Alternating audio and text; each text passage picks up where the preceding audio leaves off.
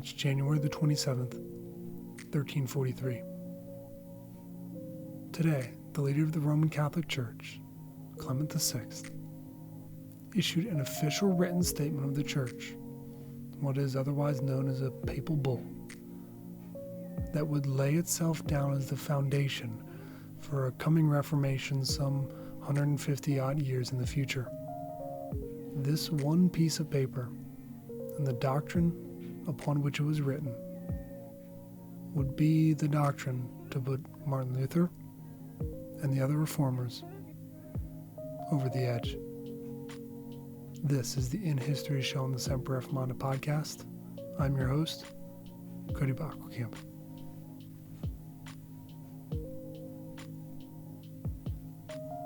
The doctrine that was officially ratified on this day in history is one of indulgences.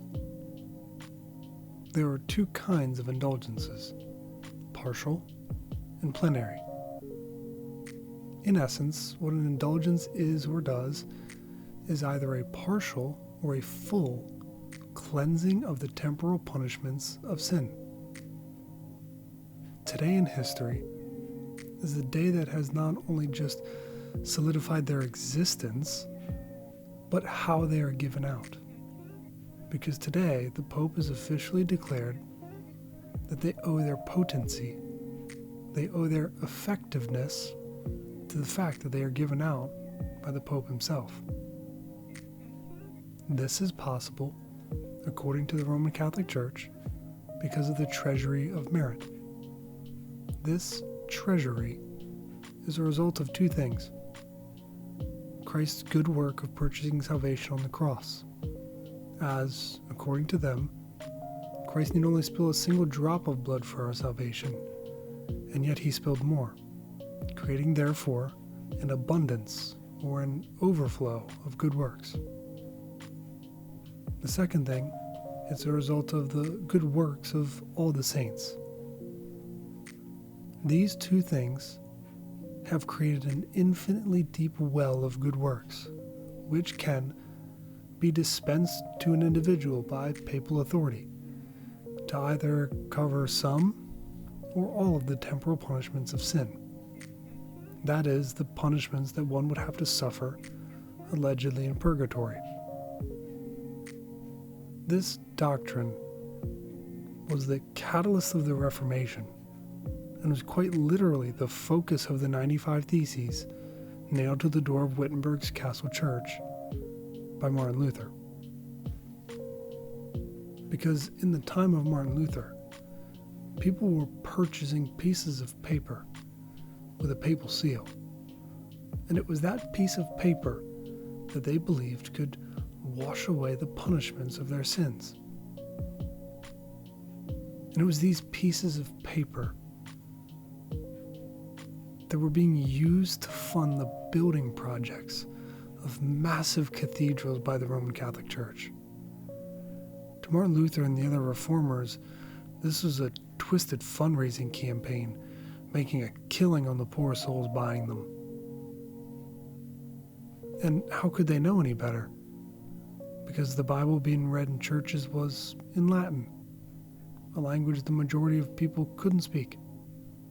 And so, they just trusted the man in the robe in front of them, as they could not know anything else.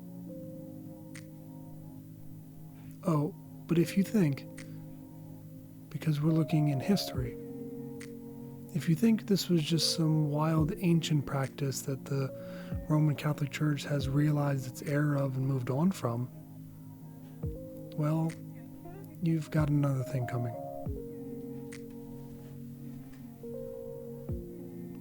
Quote, during this period, the faithful will have an opportunity to commit themselves with prayer and good works to obtain, with the help of Saint Joseph, the head of the heavenly family of Nazareth, comfort and relief from the serious human and social tribulations that besiege the contemporary world today. The plenary indulgence is granted to the faithful under the usual conditions: sacramental confession, Eucharistic communion, and the prayer for the Pope's intentions to Christians who, with the spirit detached from any sin, participate in the year of St. Joseph on these occasions and manners indicated by the Apostolic Penitentiary. The plenary indulgence is granted to those who will meditate for at least 30 minutes on the Lord's Prayer, or take part in a spiritual retreat of at least one day that includes a meditation on St. Joseph. St. Joseph, an authentic man of faith, invites us, the decree reads, to rediscover our filial relationship with the Father, to renew fidelity to prayer, to listen and to correspond with profound discernment to God's will. Vatican News, December 8th, 2020.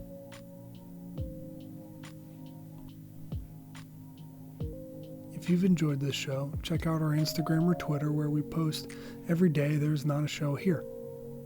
Check us out at Reformanda_pod. This episode of the Semper Reformanda podcast was written and produced by me. Special thanks to Josh Koval for the music. Thanks. We'll see you next time.